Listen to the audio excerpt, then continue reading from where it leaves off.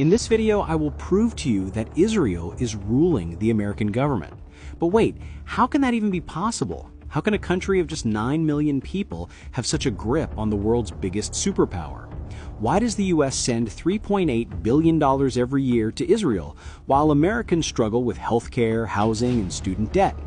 Why do American presidents, Republican and Democrat alike, all stand in line to promise loyalty to Israel no matter what? And why, even after thousands of dead children in Gaza, does Washington continue to send bombs stamped Made in USA? The answer lies in history, politics, money, religion, and power. Today, we're going to connect the dots. Let's start with the numbers. Since World War II, the United States has given over $260 billion in aid to Israel, more than to any other country in the entire world. But this isn't just foreign aid. It's a pipeline, a guaranteed, unstoppable stream of U.S. taxpayer money that flows straight into Israel's military machine. Every year, the U.S. sends $3.8 billion to Israel. That's about $10 million every single day. And where does it go? To fighter jets, to bombs, to tanks, to missile defense systems like the Iron Dome. All of it funded by American taxpayers. Take 2016, for example.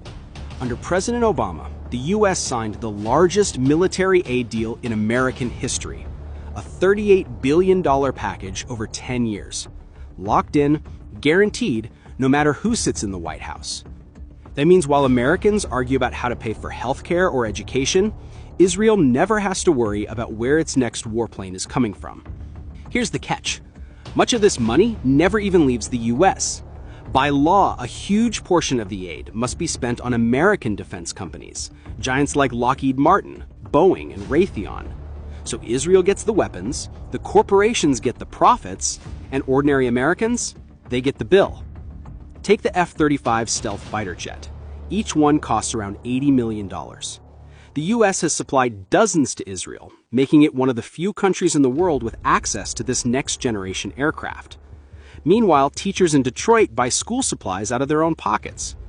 Or consider Israel's Iron Dome. This missile defense system has received over $2.6 billion in U.S. funding since 2011. That's money that could have rebuilt crumbling U.S. infrastructure. Bridges, roads, and water systems that experts say will cost over $2 trillion to repair. While Israel expands its military arsenal, over 500,000 Americans are homeless. While Israeli cities are shielded by U.S.-funded defense systems, tens of millions of Americans live without health insurance. So ask yourself, why does a nation of 9 million people get unlimited U.S. tax dollars while 330 million Americans are told there's no money for basic needs? This isn't generosity. It's not charity. It's an investment in war, an investment in the military-industrial complex that profits from endless conflict. And behind every dollar, every deal, every jet and missile is a network of politics, lobbying, and influence that keeps this pipeline flowing. So the question is, why?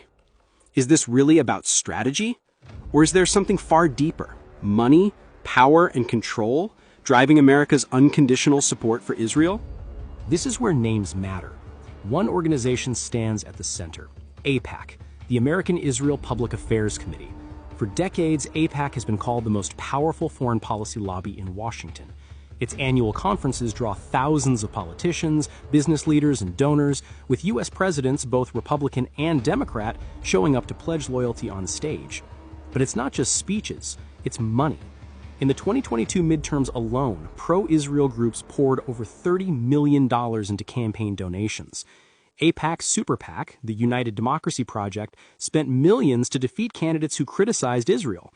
Even Democrats like Donna Edwards in Maryland or Andy Levin in Michigan, both targeted and beaten after questioning unconditional U.S. aid to Israel. The message is clear. Step out of line and you're gone. Former Congressman Paul Findley once said that voting against Israeli interests is political suicide. He knew firsthand. After serving 22 years in Congress, his career ended once he started questioning U.S. policy toward Israel. And AIPAC isn't alone. There's Christians United for Israel, led by televangelist John Hagee, mobilizing millions of Christian Zionists to pressure Congress. There's the Anti-Defamation League, ADL, presenting itself as a civil rights group, but often lobbying to silence critics of Israel. And dozens of PACs, some with vague names like Pro-Israel America PAC, funnel millions into local elections.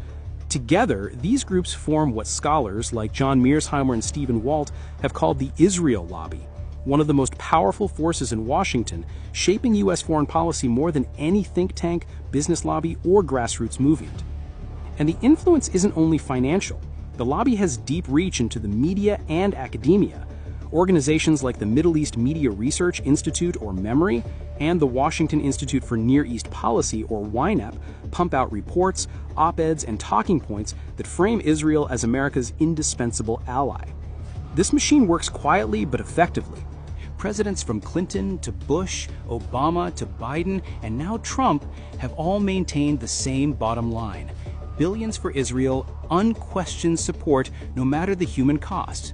But money and lobbying are only half the picture. There's something deeper, a narrative, a story that has been carefully crafted for decades. For decades, Israel has been sold to the American public as the only democracy in the Middle East. From Hollywood movies to school textbooks, Israel is painted as a brave little country surrounded by enemies. Meanwhile, Palestinians are often erased or portrayed as aggressors. Look at U.S. presidents. From Reagan to Bush, Clinton to Obama, Biden to Trump, every one of them repeats the same script. America stands with Israel. Why? Because challenging that narrative would be political suicide. But there's another layer that makes this even stronger: religion. Millions of American evangelicals believe that Israel's survival fulfills biblical prophecy. Groups like Christians United for Israel, led by Pastor John Hagee, openly preach that supporting Israel is God's will. That means millions of votes tied to religion, a powerful bloc no president wants to lose. In 2018, when Trump moved the U.S. Embassy to Jerusalem, it wasn't just for Israel, it was also a gift to evangelicals. So we have money, we have lobbying, we have religion, but what about consequences? What happens when U.S. leaders keep supporting Israel no matter the cost? Here's the contradiction. America claims to defend democracy and human rights, yet it bankrolls a system of apartheid, illegal settlements, and endless bombings. Every missile that hits Gaza, paid for with American tax dollars. Every hospital destroyed, linked back to Washington. And this is why so many are asking, who's ruling who?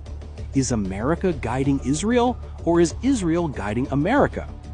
Former U.S. officials like General David Petraeus have even admitted blind support for Israel is fueling anti-American sentiment worldwide.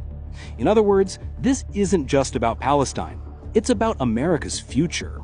So, is Israel ruling the American government? The evidence is there.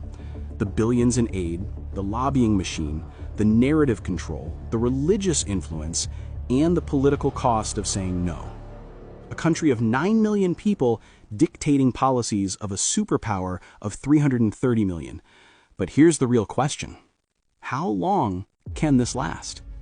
As more Americans wake up to the truth, as global outrage grows, silence becomes impossible. And when that silence finally breaks, the question won't just be about Israel. It'll be about America itself. Whose interests is Washington really serving? Its people or someone else's?